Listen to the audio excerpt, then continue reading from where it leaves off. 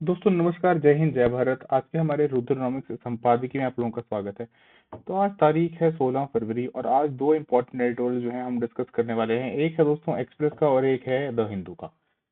तो चलिए शुरुआत करते हैं। दोनों ही एडिटोरियल जो हैं वो कहीं ना कहीं आपके एक जो ग्लोबल साउथ का एआई मूवमेंट के ऊपर आया है, जो अभी हाल ही में आज ही इनॉग्रेट हुआ है। ग्लोबल एआई समिट, जो एआई एक्सपो जो है, इंडिया जिसकी मेजबानी कर रहा है। चौथा ये समिट है और पहली दफा जो है भारत में, या कह सकते हैं पहली दफा जो है एक ग्लोबल साउथ वाले ग्रुपिंग का जो है कंट्री के अंदर जो है इसका आयोजन किया गया है। दूसरा जो है इंडिया यूएई कॉरिडोर, इसके ऊपर जो है एक आर्टिकल आया है।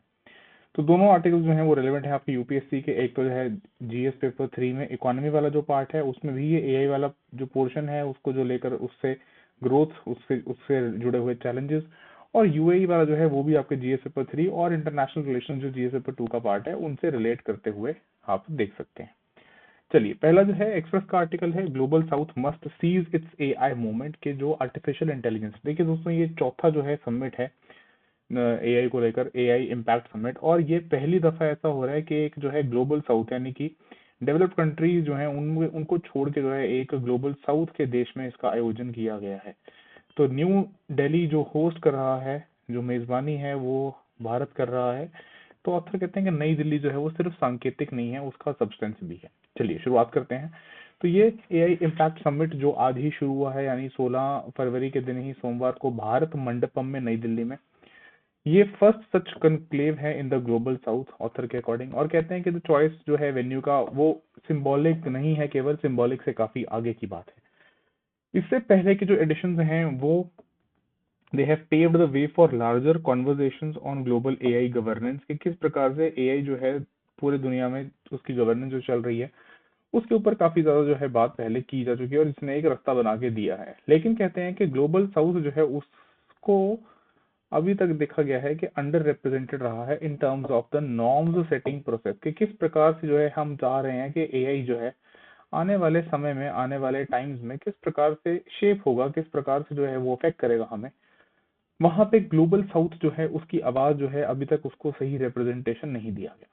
ये एक अपॉर्चुनिटी है, ऑथर कहते हैं, इस इम्बैलेंस को सही करने का, इसको करेक्ट करने का, कि हम जो है ये सुनिश्चित करें कि हमारी आवाज उसमें ग्लोबल साउथ की सुनी जाए।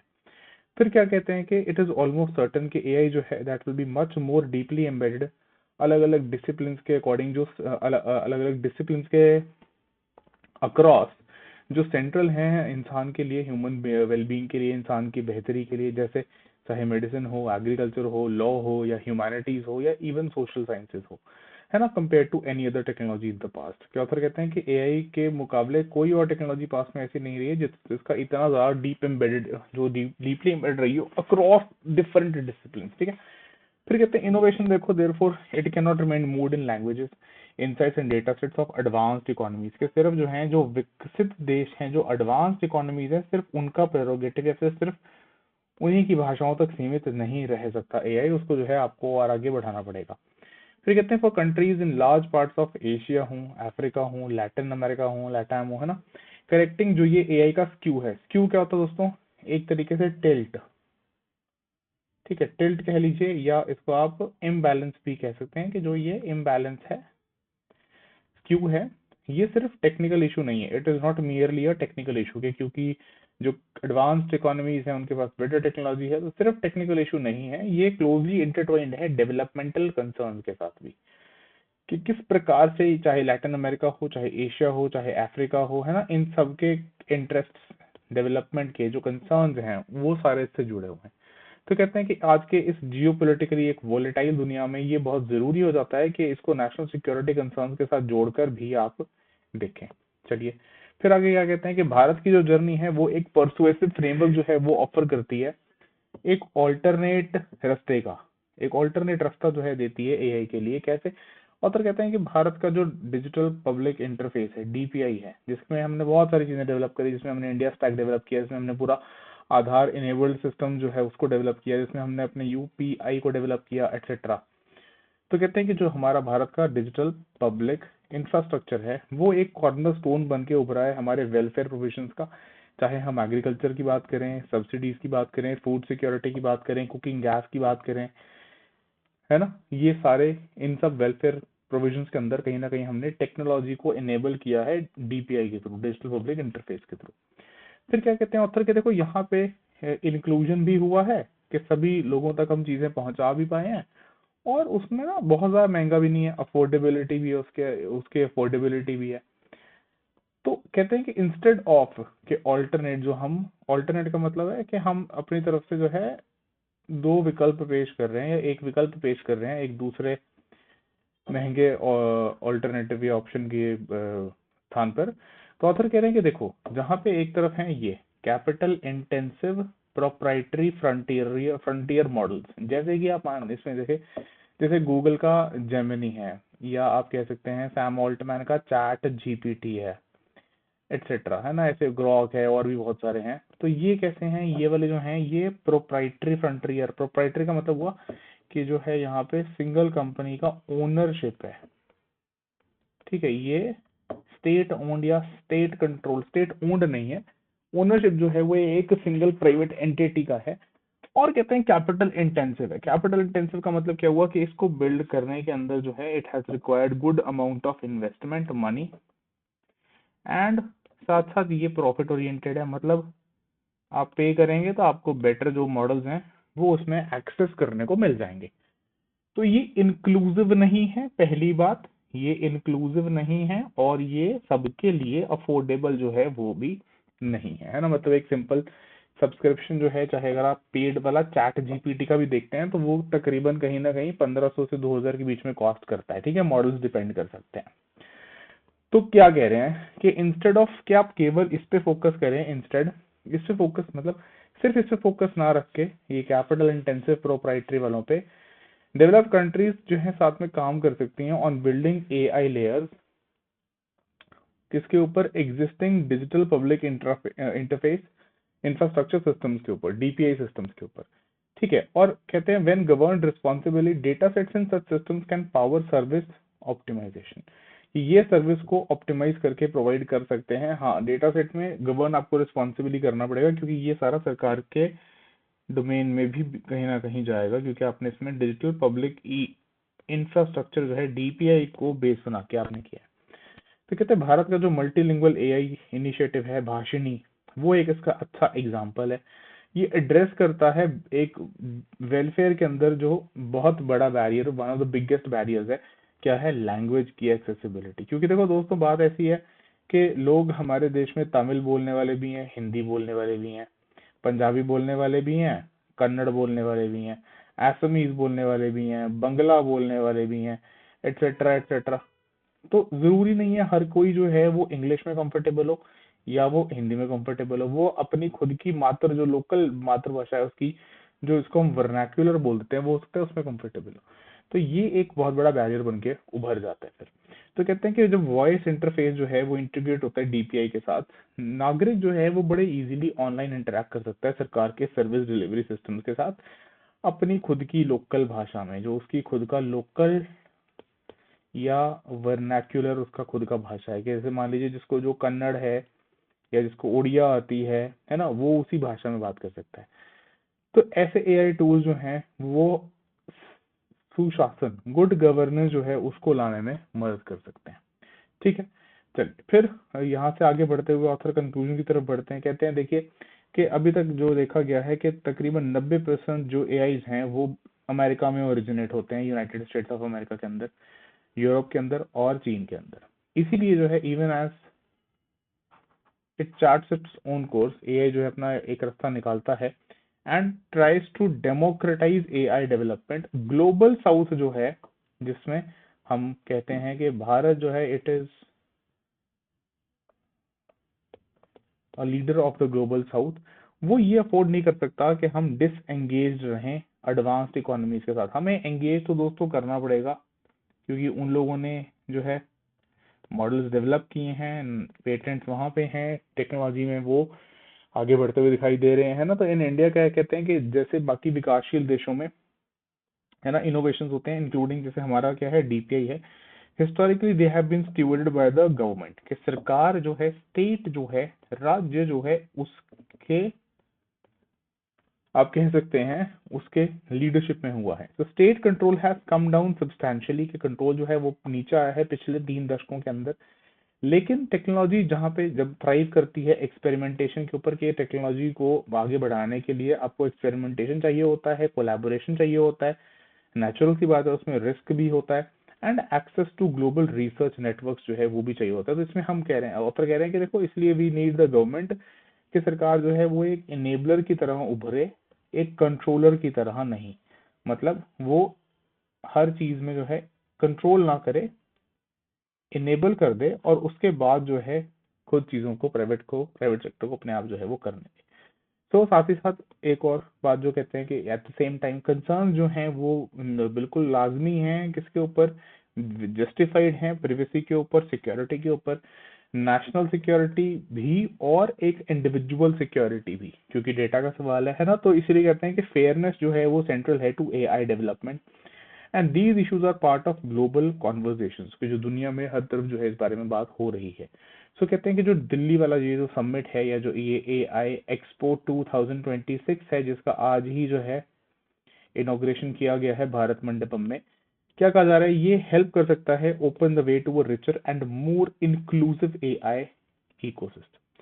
ठीक है, देखो दोस्तों, सीधी सीधी बात है कि ये पूरा का पूरा जो एआई वाला चीज है, इसमें India and the global south है ना, जो ऑथर यहाँ बात कह रहे हैं, कि ये अफोर्ड नहीं कर सकता पीछे रहना। ठीक है, चलिए ये था पहला ग्लोबल साउथ वाला article, seize the AI movement. बढ़ते हैं अगले आर्टिकल पे हमारे, जो द हिंदू में आया हुआ है, India UAE corridor is a sparkling growth story. तो नो योर ऑथर आपका ये जो है आज बदर जफर हैं, special envoy of the UAE foreign minister for business and philanthropy. तो ये बता रहे हैं किस प्रकार से और क्या आगे डायरेक्शन होना चाहिए भारत और यूएई के रिलेशनशिप का। तो ये ओपन करते हैं कि देखिए, जहाँ पे दोनों कंट्रीज यूएई और भारत के लीडर्स ने जो है $100 बिलियन का जो ट्रेड है उसका टारगेट सेट किया था अचीव करने के लिए 2030 तक, ये उससे 5 साल पहले ही हमने अचीव कर लिया है 2025 तक। और अब इससे आगे बढ़ के हमने इसको डबल करके $200 बिलियन तक का टारगेट जो है वो रखा है, to be achieved by the year 2032, यानी कि अब से 6 साल के अंदर। तो कहते हैं कि ये तो एक माइलस्टोन है जो बहुत अहेड ऑफ शेड्यूल हमने अचीव कर लिया, और ये दिखाता है कि कितनी तेजी से जो है भारत और यूएई की इकोनॉमी जो है वो, वर्ल्ड इकोनॉमी जो है वो दुनिया में मूव कर रही हैं, और कितने एम्बिशन के साथ। ठीक है, और साथ साथ वो हाईलाइट करते हैं कि जो भारत ने और यूएई ने comprehensive economic partnership agreement cepa जो है, जिसको साइन किया है, इस इकोनॉमिक रिलेशनशिप को और बेटर इंटीग्रेट करते हुए। ठीक है, फिर फर्दर ऑथर कहते हैं कि देखो, जो स्केल है और जो डायरेक्शन है, कि किस तरफ हम बढ़ रहे हैं और किस स्केल पे बढ़ रहे हैं। तो कहते हैं कि जो आंकड़े हैं, नंबर्स जो हैं, वो एक पार्ट जो है स्टोरी का बताते हैं। क्या कहते हैं, पहली बात देखो, नॉन ऑयल ट्रेड जो है वो 20% बढ़ा है पिछले 1 साल के अंदर, और $65 बिलियन जो है वो पहुंच गया है। ये डेमोन्स्ट्रेट करते हुए कि सिर्फ एनर्जी या सिर्फ जो है तेल इकलौता एक डिमेंशन नहीं है, वो एक डिमेंशन है लेकिन सिर्फ तेल पे ही निर्भर नहीं है ना। तो कहते हैं डेमोन्स्ट्रेट करता है कि भारत और यूएई की पार्टनरशिप जो है वो एनर्जी से ओरिजिनेट हुई थी, लेकिन एनर्जी ओरिजिन्स के बियॉन्ड आगे चली गई है, और हमने डाइवर्सिफाई कर लिया है।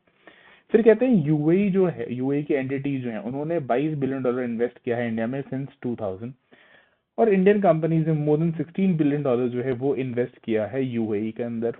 5 मिलियन भारतीय नेशनल्स जो हैं वो वहां रहते हैं और काम करते हैं एमिरेट्स में। और कहते हैं कि लार्जेस्ट जो डायस्पोरा कम्युनिटी है यूएई के अंदर, सबसे लार्जेस्ट जो डायस्पोरा कम्युनिटी है वो भारतीयों का ही है ना। दुबई फेमस डेस्टिनेशन है बहुत। चलो नेक्स्ट क्या कहते हैं, कि now it supports over 1200 flights a week between both the countries, one of the busiest air routes on earth. के ये भी दर्शाता है कि जो है टू एंड फ्रो पैसेंजर्स का बहुत होता है इसीलिए। फिर इसी स्केल और डायरेक्शन में आगे कहते हैं कि but what excites the most is not just the scale, कि जितने व्यापक स्तर पे रिलेशनशिप गया है वो सिर्फ एक चीज नहीं है, उससे ज्यादा एक्साइटमेंट जो है वो है कि किस दिशा में गया है भारत और यूएई का रिश्ता। कहते हैं कि जो ये कॉरिडोर है, it is being reshaped by advanced manufacturing, financial services, technology and logistics.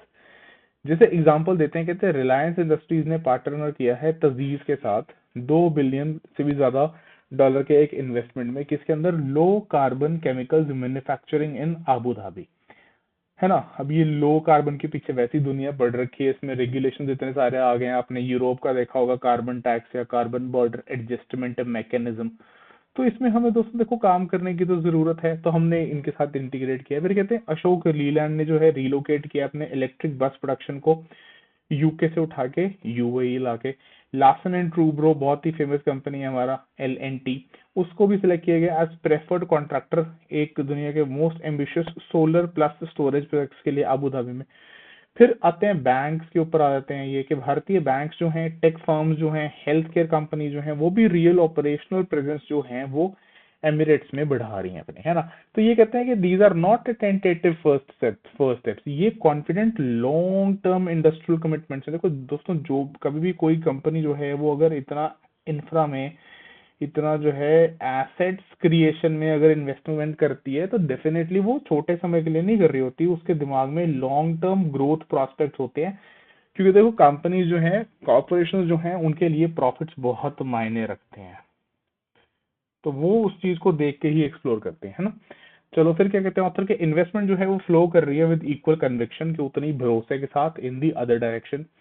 जैसे एक उनका कंपनी है डीपी वर्ल्ड, ये लॉजिस्टिक्स कंपनी है दोस्तों, दुनिया भर में लॉजिस्टिक्स की सप्लाई इधर से उधर गुड्स मर्चेंडाइज को भेजने के लिए। डीपी वर्ल्ड लॉजिस्टिक्स कंपनी, आप सर्च करके देख सकते हो। ठीक है, कि क्या इसने कमिट किया है $5 बिलियन एक्स्ट्रा इंडियन इंफ्रास्ट्रक्चर के लिए, एक्सपेंडिंग उसका ऑलरेडी जो एक एक्सटेंसिव नेटवर्क है पोर्ट्स का, लॉजिस्टिक्स पार्क्स का अक्रॉस इंडिया। फिर एमिरेट्स का एनबीडी का एक्विजिशन जो है of majority stake in Ratnakar bank limited, ये हमारा लोकल मतलब हमारा डोमेस्टिक बैंक है आरबीएल। ये भी रिप्रेजेंट करता है एक the largest single foreign direct investment in Indian banking history. ठीक है, तो ये ध्यान रखना। फिर कहते हैं जो आपका एडनॉक है, इसने भी साइन किया है एक long term LNG supply agreement, हमारा जो पीएसयू है Indian Oil Corporation and HPCL के साथ, worth billions of dollars. Then कहते हैं कि मुबादला जो है उसने डेवलप किया है $4 billion across Indian healthcare, renewables and technology platform. मतलब यहाँ पे ऑथर एक तरीके से ये दिखा रहे हैं कि जो इकोनॉमिक रिलेशनशिप है वो कितना डाइवर्स हो चुका है, सिर्फ जो है उसके नंबर्स नहीं इंक्रीज करें, सिर्फ स्केल नहीं इंक्रीज किया, डाइवर्सिटी भी इंक्रीज हुई, है ना। फिर कहते हैं Abu Dhabi investment authority became the first sovereign wealth to establish a base in India's GIFT City. दोस्तों ये जो है this GIFT City in Gujarat, ये जो है एक तरीके से कह लो और बढ़िया तरीके से एक इन्वेस्टमेंट हब के तौर पे आगे डेफिनेटली उभरेगा। चलो देन फर्दर लॉन्ग टर्म के लिए क्या कहते हैं, ये देखो अगर हम देखें कि आगे यहाँ से रिश्ता लॉन्ग टर्म में कहाँ जाता हुआ दिख रहा है, कि अंडरपिन करती है जो चीज वो है ट्रस्ट, एक जो बिल्ड किया गया है दशकों के अंदर, रीइंफोर्स्ड बाय ह्यूमन कनेक्शन, क्योंकि यूएई में सबसे ज्यादा जो लार्जेस्ट डायस्पोरा है वो भारतीय है, and supported by a policy architecture, यानी स्टेट की तरफ से। फिर इसमें कहते हैं जो कॉम्प्रिहेंसिव इकोनॉमिक पार्टनरशिप अग्रीमेंट है सीपा, जिसने एलिमिनेट कर दिया तकरीबन 90% गुड्स के ऊपर टैरिफ को, 2024 का bilateral investment treaty, and now a strategic defence partnership, जो अभी एमबीजेड जो है जब एक बहुत शॉर्ट विजिट पे आए थे मोहम्मद बिन जायद, है ना, यूएई के लीडर, तो क्या कहा, this gives businesses the certainty to make long term bets, कि जब दिखता है कि लीडर टू लीडर या गवर्नमेंट हेड्स के हेड्स स्टेट या हेड्स ऑफ गवर्नमेंट के लेवल पे जब कोऑपरेशन दिखता है, तो बिजनेसेस को भी सर्टेन एक आप कह सकते हो कि कॉन्फिडेंस आता है कि हाँ they can make long term bets, वो इन्वेस्ट कर सकते हैं, उनकी इन्वेस्टमेंट्स जो हैं वो खतरे में नहीं आएंगी। फिर कहते हैं एम्बिशन क्या है अब इसको एक्सटेंड करने का into the third market. Third market का मतलब क्या हुआ कि एक भारत में और यूएई में तो हम कर ही रहे हैं निवेश, अब हम एक साथ जो है किसी थर्ड कंट्री में जाके वहां पे भी एक्सप्लोर करें, राइट। तो कहते हैं Bharat mart currently in construction in UAE will serve as a wholesale hub for Indian goods targeting Africa हो, west Asia, Eurasia, aiming to help double India's exports, के भारत जो चीजें निर्यात करता है, देखिए दोस्तों हम बहुत कोशिश हमने इसमें जो है करी है पिछले कुछ सालों के अंदर अपने एक्सपोर्ट्स को बढ़ाने के लिए, क्योंकि हमारे लिए एक करंट अकाउंट डेफिसिट जो है वो चिंता होती है हमेशा, क्योंकि हमारा जो इम्पोर्ट पे खर्चा आता है दोस्तों वो ठीक ठाक आता है, और इम्पोर्ट में हमारे एसेंशियल चीजें जो हैं जिनको हम चाह के भी कम नहीं कर सकते, जैसे क्रूड ऑयल है, ऐसी चीजें जो है वो भी इंक्लूड शामिल है ना। तो हम चाह के भी इनको बहुत ज्यादा कम, या चाह के भी इनको हम कम कर ही नहीं सकते। फिर क्या कहते हैं उत्तर, कि इसीलिए भारत और यूएई एक्सप्लोर कर रहे हैं जॉइंट साथ साथ digital infrastructure and capacity building initiatives Africa के अंदर। ये जरूरी भी है, क्योंकि एक तरीके से ना आप ये मान के चलो कि चीन जो है वो बहुत डोमिनेट करने लग गया है अफ्रीकन कॉन्टिनेंट के अंदर, ऑलरेडी उसके फुटस्टेप्स बहुत है ना। फिर this corridor is becoming a platform not just for bilateral exchange but also for global reach. ये दोनों देशों के लिए फायदेमंद है। चलिए फिर आगे क्या कहते हैं ऑथर, कंक्लूड करते हुए बढ़ते हैं तो इसके इसमें कहते हैं कि देखो जी, आर्टिफिशियल इंटेलिजेंस जो है वो इमर्ज कर रहा है as the next major frontier for this corridor. और जैसे भारत जो है होस्ट कर रहा है एआई इम्पैक्ट समिट, है ना, the first global AI summit held in global south, ये एक पावरफुल स्टेटमेंट है भारत के उभरते हुए रोल के अंदर, जो शेप कर रहा है कैसे टेक्नोलॉजी आगे हम उसका विकास करेंगे और कैसे उसको गवर्न करेंगे।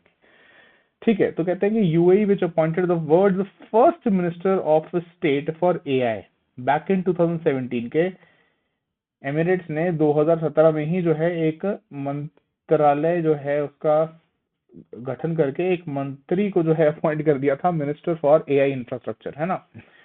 तो इसने भी इन्वेस्ट किया है अच्छा खासा एआई इंफ्रा में, रिसर्च में तब से, and is a natural partner in this space.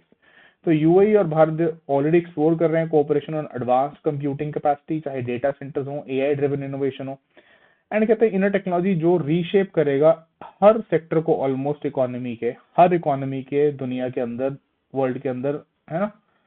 तो कंट्रीज जो लीड करेंगी विल नॉट बी दोज जो बिल्ड करती हैं अकेले, but those which build the smartest partnerships. ठीक है, तो यहाँ पे साथ आना जरूरी है, स्मार्टली एक साथ जुड़ना जो है वो जरूरी है। चलिए फिर क्या कहते हैं नेक्स्ट चैप्टर के, अब यहाँ से आगे कहाँ जाएंगे, तो कह रहे हैं India's global movement is here, and कह रहे हैं दुनिया की चौथी बड़ी इकोनॉमी के तौर पे, जहां पे with GDP around $4 trillion, it is powered by entrepreneurial energy, youth हमारे पास जो है, एंड अगर वो यूथ जो है उसको हम और स्केल कर पाए, manufacturing ambition and digital infrastructure which are genuinely world class. So in conversations with Indian business leaders, जहाँ पे there is one theme that is coming through consistently, जो लगातार दिख रहा है क्या, appetite to scale internationally has never been stronger, के विश्व के पूरे पटल पे वर्ल्ड लेवल पे जो है स्केल अप करने की जितनी एपेटाइट, यानी जितनी हंगर, जितनी जो है हम दिखा रहे हैं कि we really want to go to that level, है ना, वो आज से पहले इतनी ज्यादा स्ट्रॉन्ग कभी नहीं रही एज पर दी ऑथर।